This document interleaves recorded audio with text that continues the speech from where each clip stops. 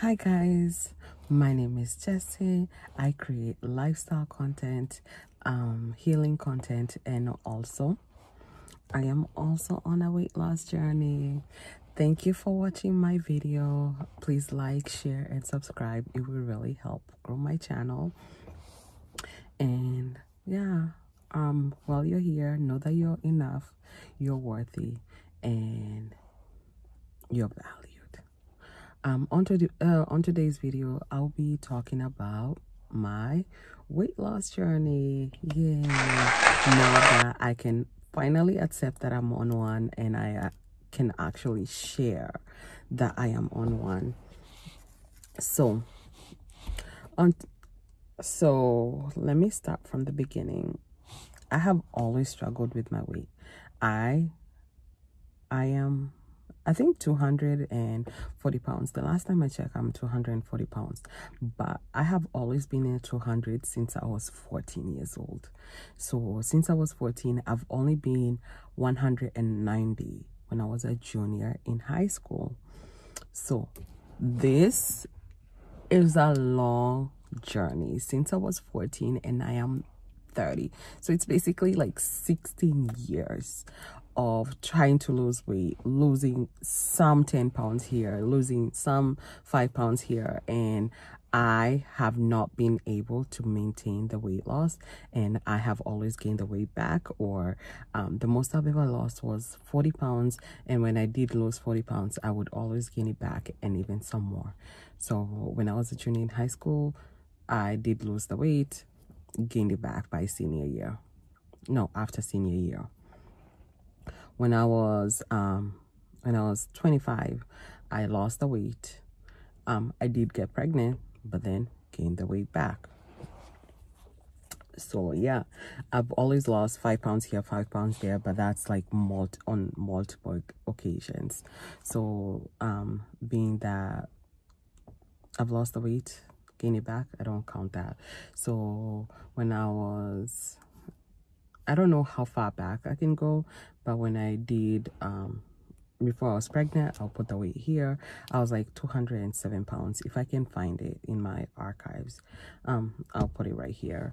And right now, the weight loss journey that I am on, I started at 264 pounds. 264 pounds. That was in the summer. And for me to get to 264 pounds was a long ass journey there, because after pregnancy and after finishing breastfeeding my baby, I did lose some weight, and I did lose quite a bit of weight. So I lost all the weight that I had gained during pregnancy, because my last pregnancy weight was 250 something. After having the baby, I went down all the way to 235, and then I gained some weight to 240 something, 45, and then when I was 245, I lost all the way to 217, and that's where I stayed for quite a bit. And then I started gaining the weight because at the time I didn't know, but I was super depressed. And being that I was super depressed, so I did end up, oh, I like this lighting a little bit more than what the sun was giving me.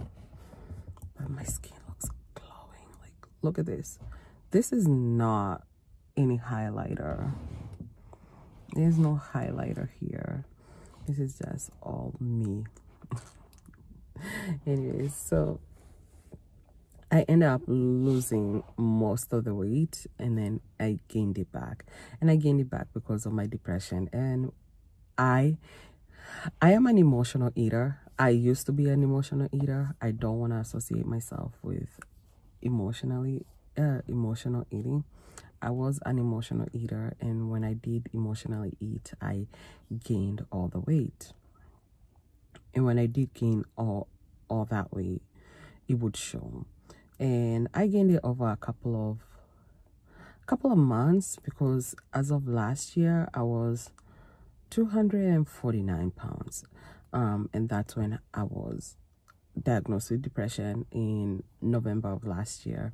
And I was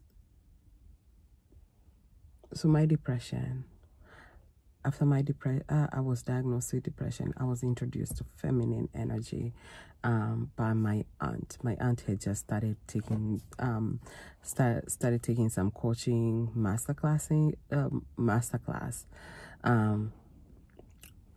masterclass for feminine energy with her coach, and she introduced me to that, and I was like, oh, what is this? And when I was in there, I did find out that I have wounded feminine energy, and because I did have wounded feminine energy, I had to heal that first. And during the healing process, it was not easy. I mean, they do tell you that you have to do the inner work, but the inner work,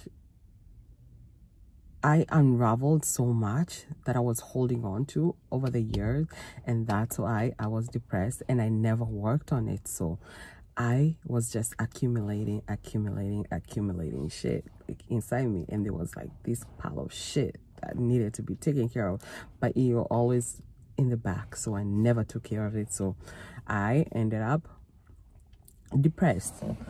So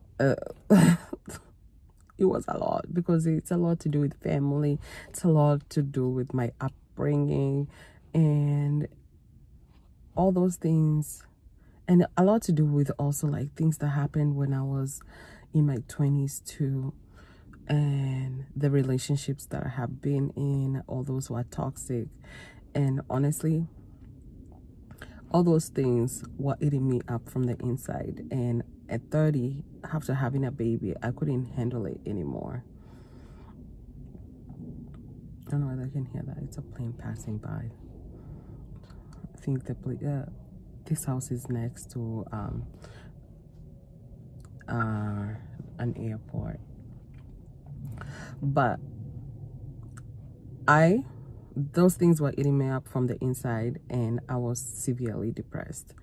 I mean, not too severe, like I've seen worse cases of depression being a nurse, but I was depressed, and I don't want to minimize my depression, but I was truly depressed because it affected my motivation. I was just living day by day, like not even like looking forward to the future, not even enjoying like the present moment that I was in. So it was a rough time. And while I was doing that, I was also emotionally eating.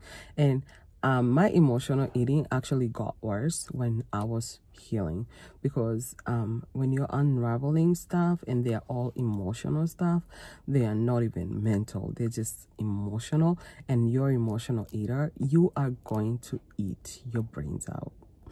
You are not even your brains out. You're gonna eat.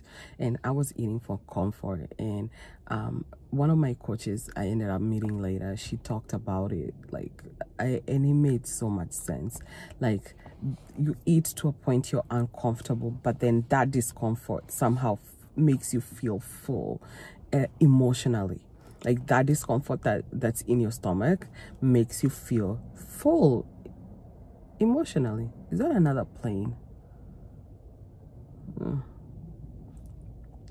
Anyways, that emotional pain, discomfort made you feel full. And I was like, wow, she hit it on the spot, because every time I would have like huge emotions, like I'll feel angry, I'll feel sad, I'll feel guilty, like, or you can imagine like any kind of emotion would make me feel full, like will make me feel like I am empty and I need something to feel that emotional, and I would turn into food. And yes, there was a time I was drinking alcohol, and also alcohol used to numb the pain, but then the food used to give the comfort. Those two together, they're just the perfect numbing and comforting agents, like when it comes to emotions. And that's why you see people are addicted to food. Like people will eat their feelings out, and people will drink their feelings out, because it does offer comfort, and it can numb the pain. And I was doing both. Alcohol, I know there's no such a thing as a social drinker, but when I was in social situations, I would just drink, and I would drink to a point I would black out. I wasn't blacking out like once a month or once a year like other people. I guess other people, they don't even black out, but I used to black out like on a regular. Like if let's say in a week I'll drink like 3 times, at least 2 or 1 or 2 times I will be blacking out, which is not good for your brain. So had to stop eventually. That was in July. In July, I started my sober journey, and I put it in quotes because if I go to a restaurant, I am gonna have like some champagne, but that will soon stop because it's almost like a slippery slope for me now, because the last 2 times I did drink champagne, I ended up taking 2 shots the last time, and even the last time I took 3. So that's a slippery slope. In July, I made this decision that I am gonna stop drinking, even though I made the decision on my birthday, which is on the 3rd. I did not stop drinking until the 29th, and I went a month and a half with no drinking, which was very rare for me because I would quit for maybe 2 weeks, but then I would get back to drinking. So I stopped drinking for 6 weeks straight, and then I did go out with my boyfriend, and then I did have champagne. So 6 weeks without alcohol, and I started making the internal shift that I needed at the time. So I was struggling to lose weight, and I had started working out with a trainer, but I hardly showed up to any of those sessions. So I went in, I was between 253 pounds in March and then 264 pounds in July, and I had lost some weight, but then I gained it all back, and it was okay at the time because I was struggling. I was where I was at mentally, and it's okay. So I was 264 pounds. I'll put it up here. And then in March, I was 253 pounds. I'll put it up here. But when I started, 264. Okay. At 264, I decided that I'm going to stop drinking and I'm going to start showing up to my sessions. And I did show up. And between July, at the end of July and up to October, I lost 10 pounds. For me, that's very slow because I need the weight off like this because I can drop weight like this. And I have when I was 25, I had been introduced to the fasting world, or the fasting. I was introduced into fasting by the AHA, a healthy alternative. You should check out their channel if you want to fast. So I had been introduced to their channel, and I was really, really into it because I was able to drop almost 40 pounds. 40 pounds and almost cure like my PCOS to a point where I got pregnant. It wasn't even hard for me to get pregnant. I didn't even want to get pregnant, but I ended up pregnant. And that's how fast it worked, because fasting like worked for me, like to a point where I got pregnant. And I was happy. I ended up having a child, and she's so beautiful, and I love her. She's like the best thing that can ever happen in my life, and I love her. So I ended up being introduced to the fasting community, and I lost a lot of weight, but then I couldn't fast when I was pregnant. So losing weight for me, I know I can drop a lot of weight in a very short amount of time. So me losing 10 pounds in almost 4 months was like, where is the rest? And that was through like trying not to binge and eating healthy, and also working out. makes me hungry. Like working out makes me hungry.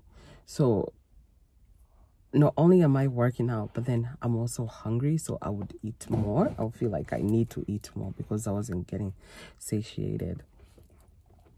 So 10 pounds was nothing.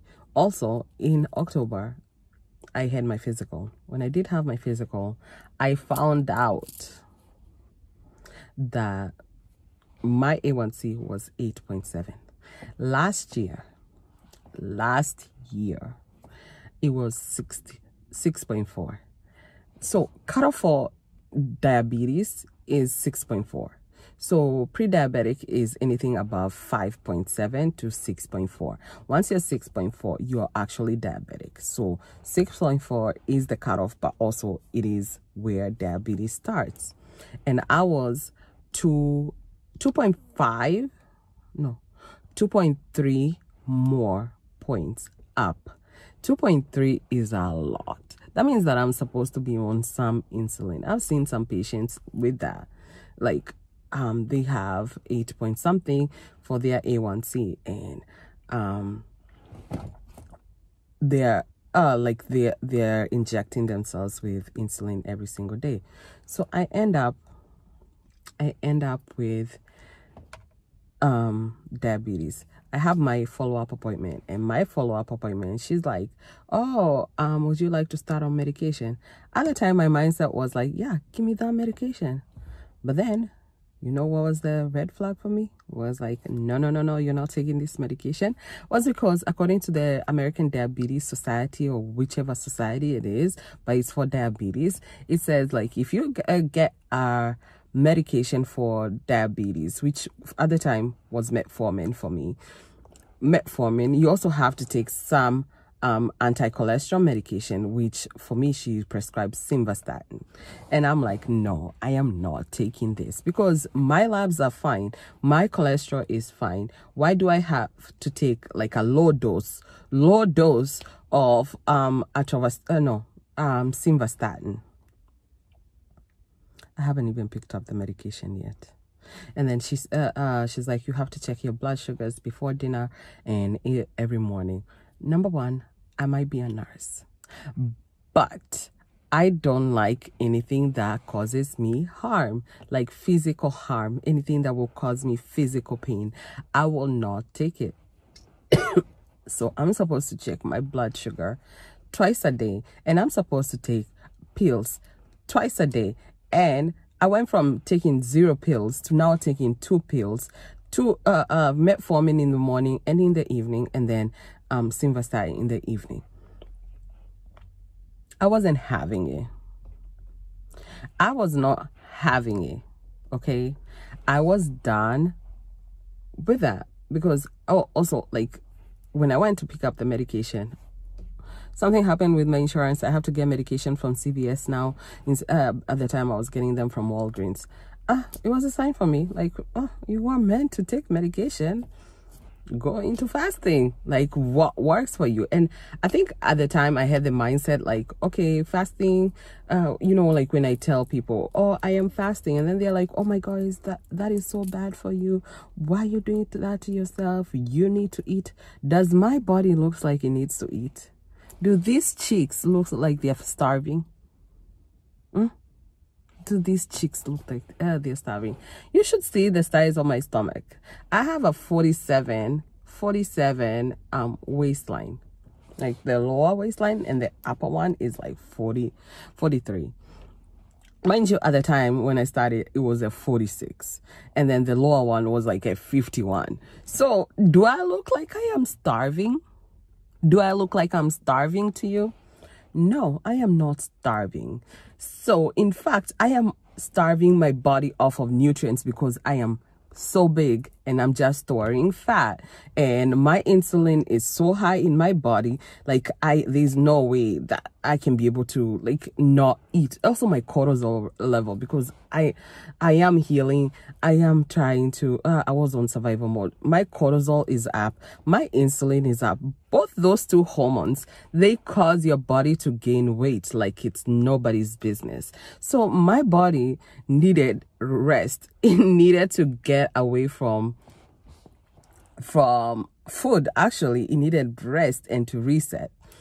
So when I would tell people that I am fasting, they would have like all these negative opinions to say. And mind you, I have researched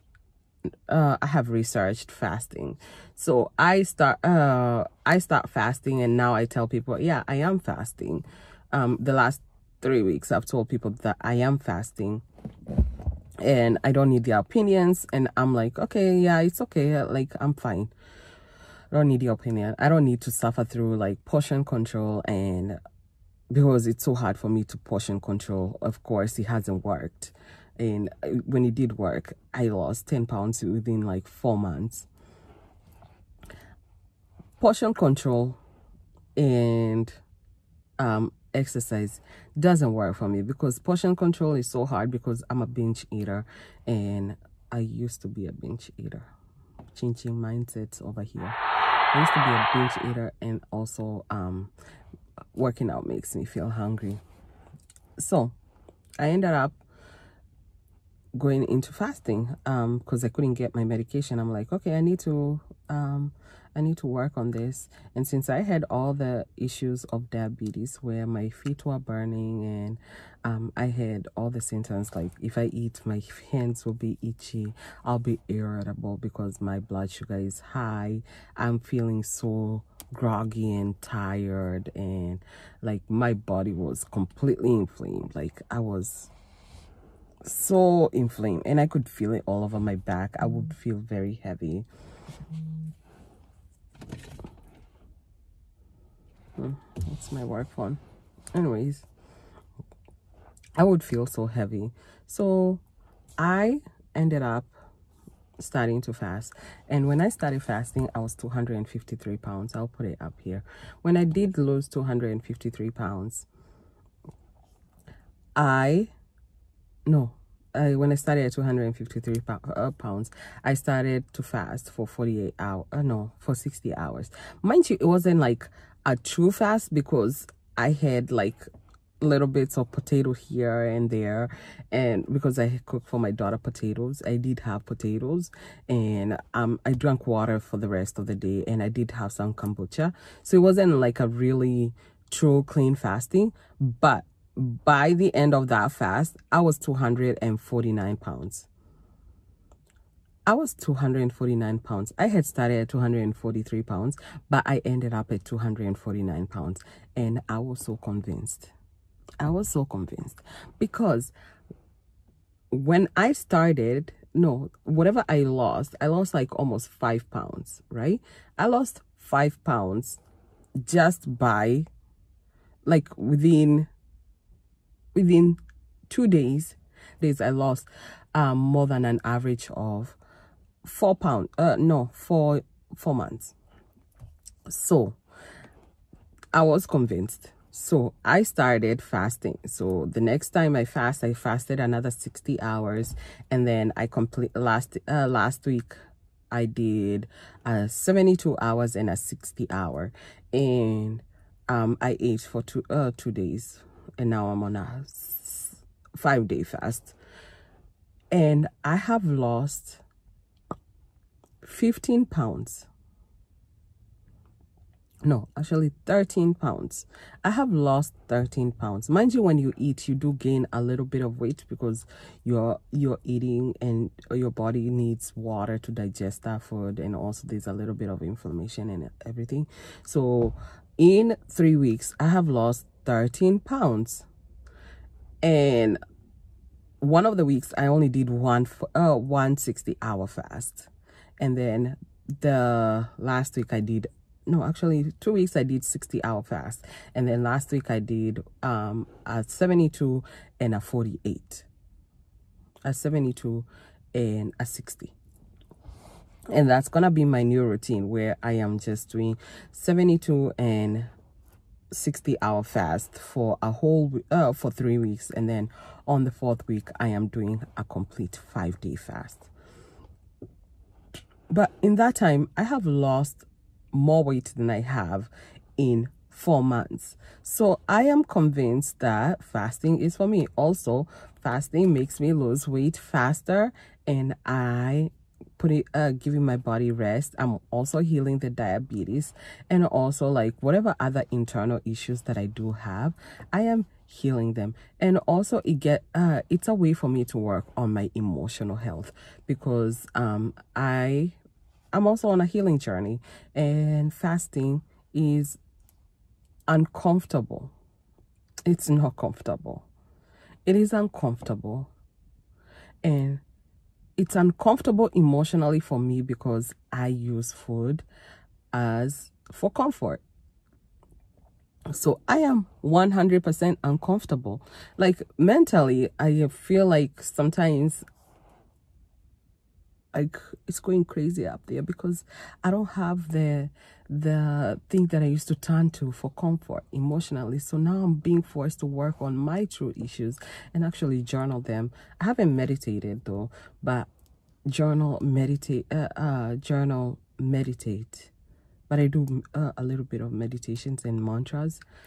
So mantras, I'm forced to do affirmations. I am forced to do journaling. I'm forced to crochet and just like look within what needs to be healed. What needs do I need to meet emotionally instead of eating? So fasting is killing like I don't know how many birds with one stone. So I'm working on the binging. I'm working on my my body. I'm working on my health. I am working on the physical appearance of my body, and I'm also working on my emotional health. Did I mention that one?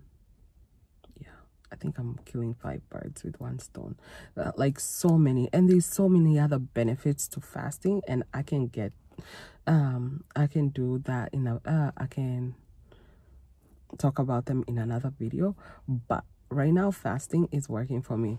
The last weigh I did do is 240 pounds. I'll put it up here. So far I've lost 13 pounds, but altogether I have lost 24 pounds, maybe 25, because when I started I was 268 pounds. So yeah, so if you want to join me on this journey, do I recommend fasting? Yes, I do. And I'm a healthcare professional, so yes, I do. But then if you feel like it's what you want, you can do it. But also you can do the research yourself, because there's so many variations of fasting. So there's intermittent fasting where you can fast for like anywhere up to 16 to 19 hours or 20 hours. There's OMAD, there's TUMAD, there's alternate day fasting. You can tweak it to whatever works for you. And if you feel like it's something that you can do, please do. If you feel like it's not for you, it's fine too. But if you wanna join me through this journey, you're welcome to. Again, I don't want to make this video too long. It's already like almost 30 minutes long. So if you want to join me on this journey, please do. And thank you for watching this video. Hope you stay with me through this journey, and yeah, please like, share, subscribe, and that will really help me grow my channel. And bye.